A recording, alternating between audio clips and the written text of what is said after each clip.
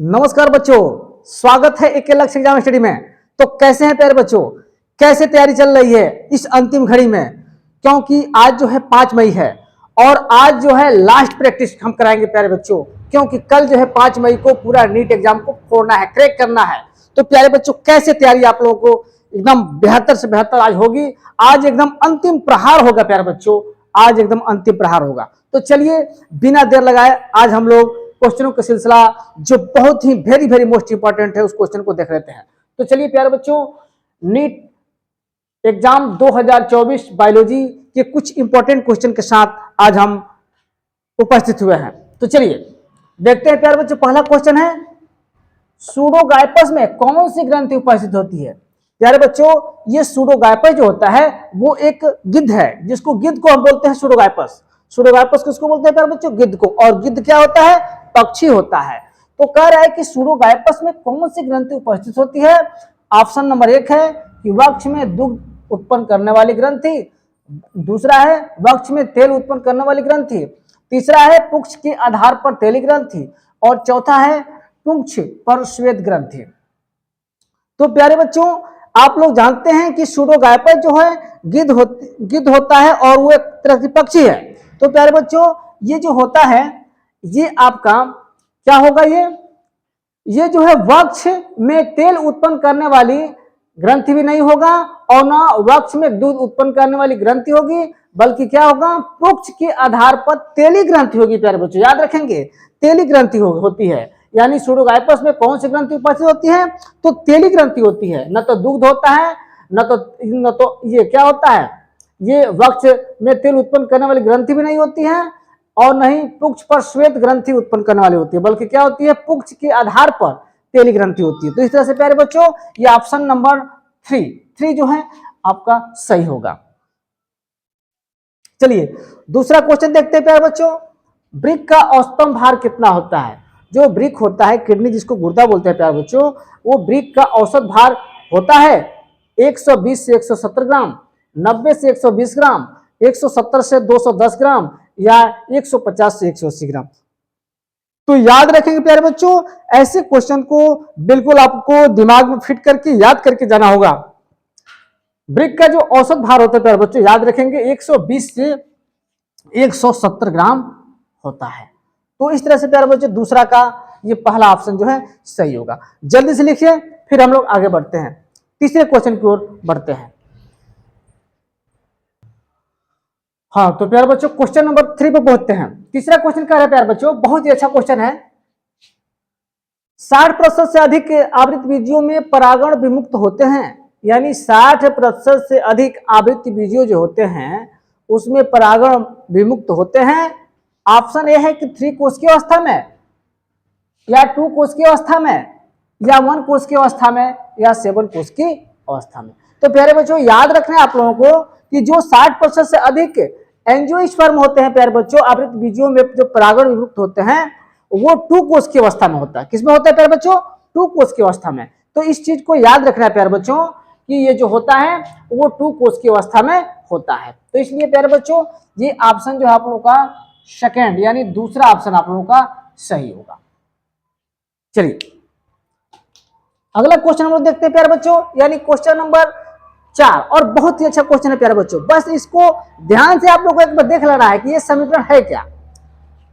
चौथा कह रहा है कि संभार वृद्धि के लिए समीकरण है। जो संभार होता है प्यारे बच्चों, उस संभार वृद्धि के लिए, ग्रोथ के लिए इक्वेशन होता है dn/dt = b - d × n, dn/dt = rn × k - n/k, k - n/k, dn/dt = rn/k - n/n, और dn चौथा जो है dn/dt = b - d/n। तो प्यारे बच्चों आपको याद रखना है कि जो संभार वृद्धि के लिए इक्वेशन होता है वो dn/dt = k rn × k - n/k होता है। क्या होता है? dn/dt = rn × k - n/k होता है। यानी ऑप्शन आपका बी सही होगा और ये जो है आपका ऑप्शन ये सही होगा। तो इस तरह से प्यारे बच्चों ये चौथे क्वेश्चन का जो ऑप्शन होगा वो राइट होगा। क्या? dn/dt = rn × k - n/k होता है। संभार वृद्धि के लिए समीकरण ये होता है। चलिए जल्दी लिखिए, फिर हम लोग अगले क्वेश्चन को बढ़ते हैं। हाँ तो प्यारे बच्चों क्वेश्चन नंबर हम लोग 5 पे पहुंचते हैं। 5 कह रहा है कि क्रूसीफेरी पादप कुल के सदस्यों में पुंकेसरों की संख्या क्रमशः होती है। यानी जो क्रूसीफेरी पादप कुल होते हैं उनके सदस्यों में पुंकेसरों की संख्या होती है। प्यारे बच्चे होती है थोड़ा कट गया है, आप लोग मैनेज करेंगे। होती है कितना, 4 होती है कि 2 होती है कि 6 होती है कि 5 होती है। तो याद रखेंगे प्यारे बच्चों, जो क्रूसीफेरी पादप कुल के सदस्यों में पुंकेसरों की संख्या होती है वो 6 होती है। क्या होती है प्यारे बच्चों, 6 होती है, यानी 6 होती है। इसलिए हमारा राइट आंसर जो होगा वो 3 होगा, 6 होगा। चलिए 6 क्वेश्चन है, यानी 6वां क्वेश्चन है कि इसके उत्सर्जन में ब्रिक की कोई अहम भूमिका नहीं होता है। प्यारे बच्चों बहुत ही इंपॉर्टेंट और सिलेक्टेड क्वेश्चन है प्यारे बच्चों ये, क्योंकि ये इस बार हमको लग रहा है कि आना ही आना है, पेपर में आपको देखने को मिलेगा। यानी किसके उत्सर्जन में ब्रिक यानी किडनी की कोई अहम भूमिका नहीं होता है, यानी ब्रिक जो है अहम भूमिका नहीं निभाता है। क्या वो यूरिया है, क्या वो अमोनिया है, क्या यूरिक अम्ल है, क्या अतिरिक्त H+ आयन है। तो याद रखेंगे प्यारे बच्चों, कान खोल के एकदम याद रखेंगे और दिमाग की बत्ती जला करके ध्यान से देखेंगे कि किसके उत्सर्जन में ब्रिक का कोई भूमिका नहीं होता है। तो याद करेंगे प्यारे बच्चों, यूरिया जो है ब्रिक का उत्सर्जन करता है, ये तो सब लोग जानते हैं। अमोनिया, अब देखिए यहाँ पे अमोनिया को छोड़िए, अभी यूरिक अम्ल भी ब्रिक क्या करता है, उत्सर्जन करता है। और अतिरिक्त H+ आयन, और याद होगा प्यारे बच्चों हमने बताया था कि यूरिया का काम अतिरिक्त H+ आयन का उत्सर्जन करना भी होता है।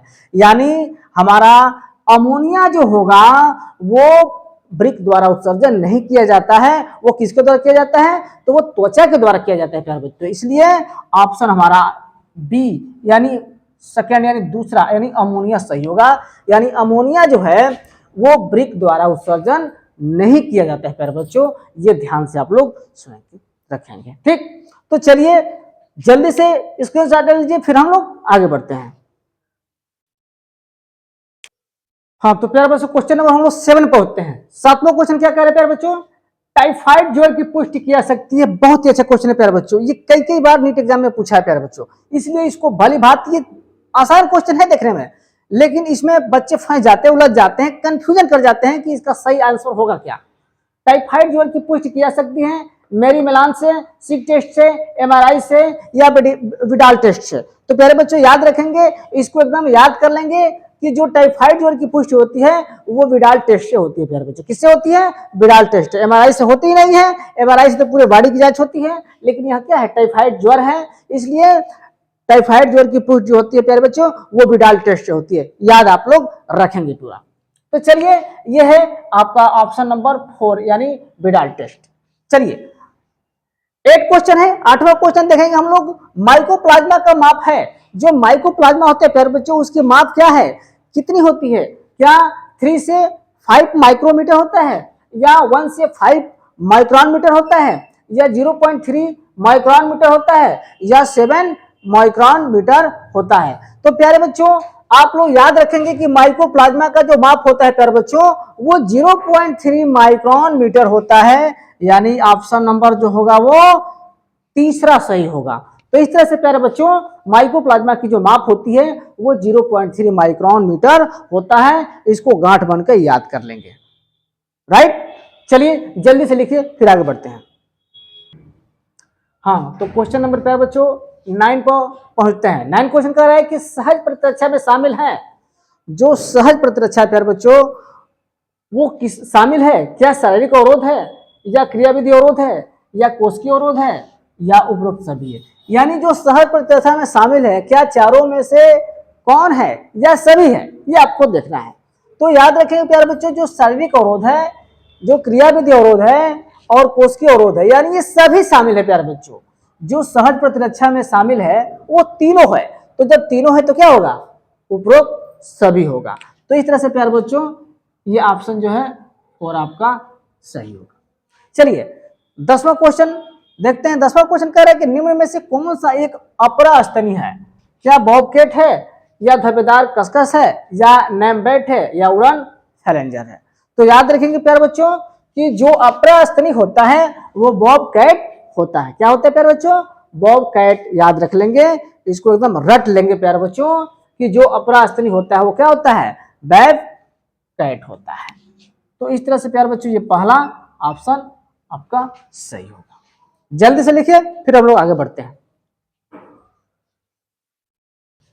हाँ तो प्यारे बच्चों क्वेश्चन नंबर हम लोग 11 में पहुंचे हैं। 11 क्वेश्चन कह रहा है कि पोपी पौधे को, पोपी एक पौधे होते हैं, पोपी पौधों को किस भाग से स्मैक नामक ड्रग प्राप्त होता है? क्या जड़ से होता है, लेटेक्स से होता है, पुष्प से होता है या पत्तियों से होता है? तो प्यारे बच्चों याद रखेंगे जो पोपी पौधे होता है उसके लेटेक्स भाग से, किससे? लेटेक्स के भाग से स्मैक नामक ड्रग जो है प्राप्त किया जाता है। तो याद रखेंगे लेटेक्स से ये स्मैक नामक ड्रग को प्राप्त किया जाता है। चलिए अगला क्वेश्चन 12 है, मधुमक्खी की कॉलोनी के सदस्य एक दूसरे को पहचानते हैं, यानी जो मधुमक्खी की कॉलोनी के सदस्य होते हैं वो एक दूसरे को कैसे पहचानते हैं? क्या वो गंध से पहचानते हैं, कि देखकर पहचानते हैं, कि नृत्य से पहचानते हैं, कि स्पर्श से पहचानते हैं? तो प्यारे बच्चों याद रखेंगे जो भी मधुमक्खी के कॉलोनी के सदस्य होते हैं वो एक दूसरे को पहचानते हैं, कैसे? तो गंध से पहचानते हैं। प्यारे बच्चों याद रखेंगे गंध से पहचानते हैं। किससे पहचानते हैं? गंध से। तो इस तरह से प्यारे बच्चों ये 12 का जो है ये ऑप्शन नंबर फर्स्ट यानी 1 जो है सही होगा। गंध से जो है मधुमक्खी की कॉलोनी के सदस्य एक दूसरे को क्या करते हैं? पहचानते हैं। तो जल्दी लिखिए प्यारे बच्चों, जल्दी से हम लोग अगले क्वेश्चन की ओर बढ़े। हाँ तो प्यारे बच्चों अब हम लोग क्वेश्चन नंबर 13 पे पहुंचे हैं। 13 क्वेश्चन है कि निम्नलिखित बीटी फसलों में कौन सी फसल भारत में किसानों द्वारा उगाई जा रही है? जो बीटी फसल होता है प्यारे बच्चों, वो बीटी फसल में भारत के किसानों द्वारा किस फसल को उगाया जा रहा है? क्या बैगन को उगाया जा रहा है, क्या सोयाबीन को उगाया जा रहा है, क्या कपास को उगाया जा रहा है, क्या मक्का को उगाया जा रहा है? तो याद रखेंगे प्यारे बच्चों जो बीटी फसल है उन बीटी फसल में भारत के किसानों द्वारा जो बहुत ही भारी मात्रा में उगाया जा रहा है वो कपास है प्यारे बच्चों। क्या है? कपास को उगाया जा कपास को जो है उगाया जा रहा है प्यारे बच्चों बीटी फसलों के माध्यम से। क्वेश्चन नंबर 14 है, पेनिसिलिन की खोज किसने की? बहुत ही हल्का क्वेश्चन है लेकिन पूछा गया है ये भी नीट एग्जाम में प्यारे बच्चों, याद रखेंगे। तो कह रहा है कि पेनिसिलिन की खोज किसने की थी? हर्बर्ट बायर ने, एमएस स्वामीनाथन ने, रामदेव मिश्र ने या अलेक्जेंडर फ्लेमिंग ने? तो प्यारे बच्चों जानकारी के लिए बता दें, याद रखेंगे कि ये पेनिसिलिन की खोज जो है अलेक्जेंडर फ्लेमिंग ने किया था। फ्लेमिंग को याद रखेंगे, अलेक्जेंडर फ्लेमिंग ने। तो इस तरह से याद रखेंगे प्यारे बच्चों कि जो पेनिसिलिन की खोज किया था वो किसने किया था? अलेक्जेंडर फ्लेमिंग ने। चलिए जल्दी लिखिए फिर अगला क्वेश्चन को हम बढ़ते हैं। हाँ प्यारे बच्चों अब हम लोग 15 क्वेश्चन पर पहुंचे। 15 क्वेश्चन कह रहा है कि कवक मूल या माइकोराइजा किसके उदाहरण है? क्या वो कवक रोधन के है, या एमेनसेलिज्म के है, या प्रतिजीविता के है, या सहोपकारिता के है? सहोपकारिता के है। तो प्यारे बच्चों याद रखेंगे जो कवक मूल है या जो माइकोराइजा है वो सहोपकारिता के उदाहरण है। किसके है प्यारे बच्चों? सहोपकारिता के उदाहरण है। अंतिम क्वेश्चन है प्यारे बच्चों, नेटिलिटी कहते हैं, किसको कहते हैं? क्या किसी वास स्थान में रहने वाले जीवों की संख्या को नेटिलिटी कहते हैं, या जन्म दर को कहते हैं, या मृत्यु दर को कहते हैं, या किसी वास स्थान में प्रवेश करने वाले जीवों की संख्या को कहते हैं? तो याद रखेंगे प्यारे बच्चों जो नेटिलिटी होता है वो जन्म दर को कहते हैं। किसको बोलते हैं? जन्म दर को। तो इस तरह से प्यारे बच्चों ये ऑप्शन सेकंड यानी दूसरा जन्म दर जो है इसका सही आंसर होगा। तो इस तरह से प्यारे बच्चों ये वीडियो आपके लिए खासकर आज हमने 4 मई को ये वीडियो डाला है और आप लोग इस वीडियो को बहुत ही गहरे से भली बात देख लेंगे क्योंकि कल जो है 5 मई को नीट एग्जाम है और आशा है कि ये क्वेश्चन आपको समझ में आया होगा और निश्चित रूप से मैं उम्मीद करता हूं कि आप जरूर नीट एग्जाम 2024 क्रैक करेंगे, ये मेरा विश्वास है। तो इस तरह से प्यारे बच्चों good luck, love you, thank you.